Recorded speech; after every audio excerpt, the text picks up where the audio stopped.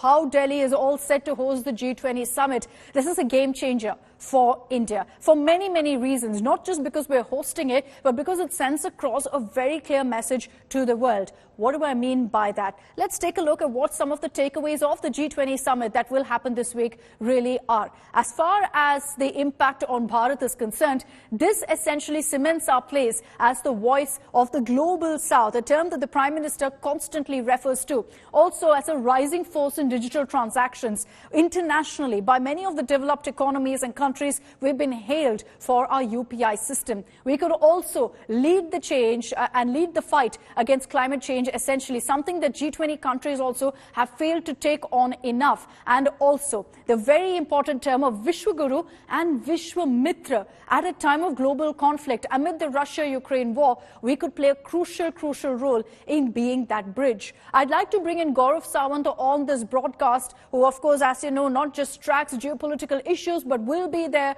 on the ground at Bharat Mandapam to get you all of the updates that come in when the G20 summit kicks off. Gaurav, there's a lot of focus on the takeaways really from the G20 summit and what it means for India. Not just about the optics, but also going beyond that in the global order.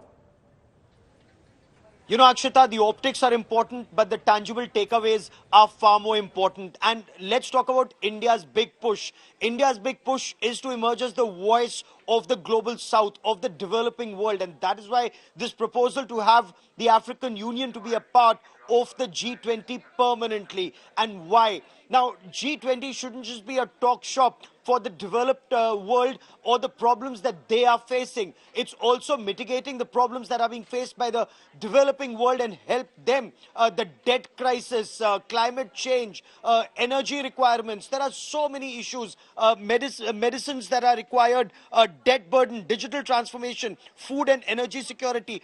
All of this is something that India is pushing on. Once again, very important, while the West wants to focus on the Russia-Ukraine war, India has repeatedly insisted this isn't the platform for it. There is a United Nations.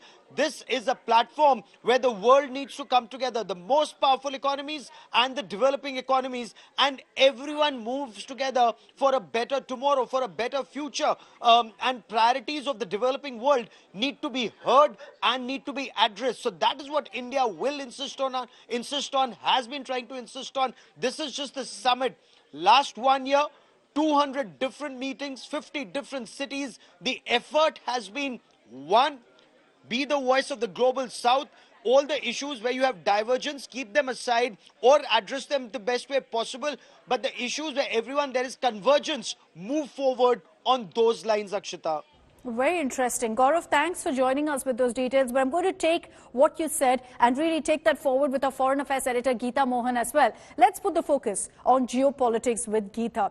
A redefined world order is something that everyone's been talking about, and that there's no doubt is going to be a big takeaway for the world and particularly for India. Because when we talk about a redefined world order, there's a place for India in that. Let's in fact put out those graphics for you first before we go across to Geeta Mohan on that. Now, besides the redefined world order, there are also, other points. For example, a prominent voice to developing countries. The G20 group of 20 is not just developed economies, it's also developing countries, which is why India plays such a crucial role as to several other countries. The African Union, courtesy India, has been given a place in the G20 high table. And that's a very, very important takeaway because many believe that they've been ignored and sidelined for decades. India has given them that breakthrough and that platform. Let me bring in now Geeta Mohan on this. Geeta, to you, looking at the takeaways, the tangible takeaways really from this G20 summit,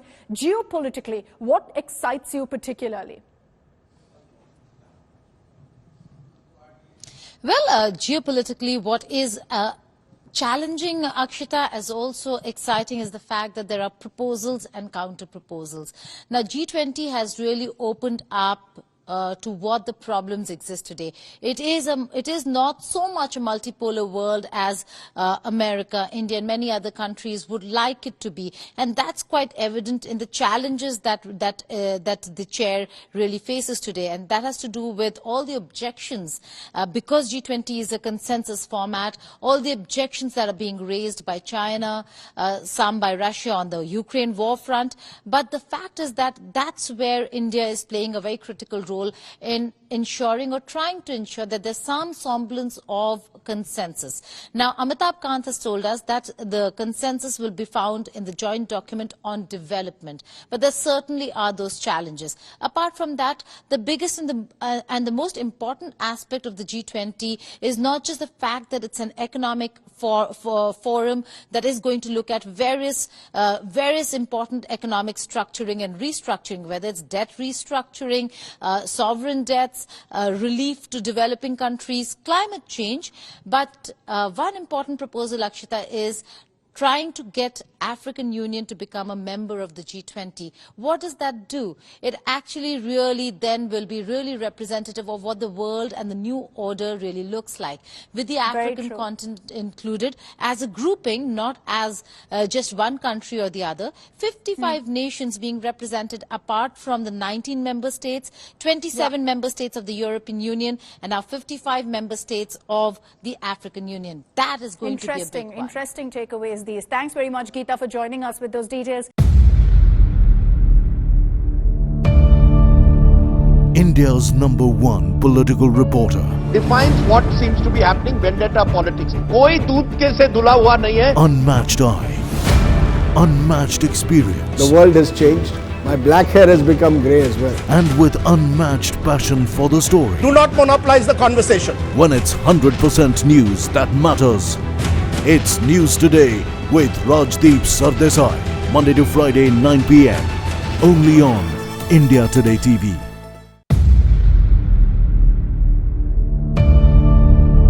India's #1 political reporter. Defines what seems to be happening, vendetta politics. कोई दूध के से धुला हुआ नहीं है. Unmatched eye, unmatched experience. The world has changed.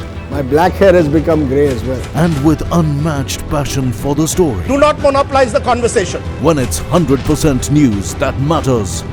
It's News Today with Rajdeep Sardesai. Monday to Friday, 9 p.m. Only on India Today TV.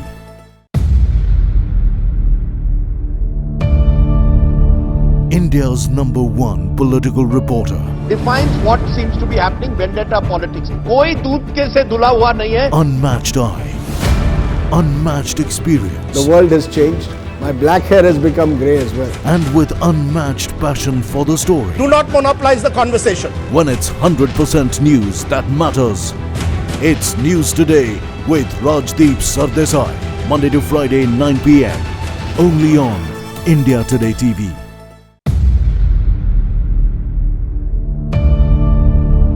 India's #1 political reporter. Defines what seems to be happening, vendetta politics. कोई दूध के से धुला हुआ नहीं है. Unmatched eye, unmatched experience. The world has changed. My black hair has become grey as well. And with unmatched passion for the story. Do not monopolize the conversation. When it's 100% news that matters. It's News Today with Rajdeep Sardesai. Monday to Friday, 9 p.m. Only on India Today TV.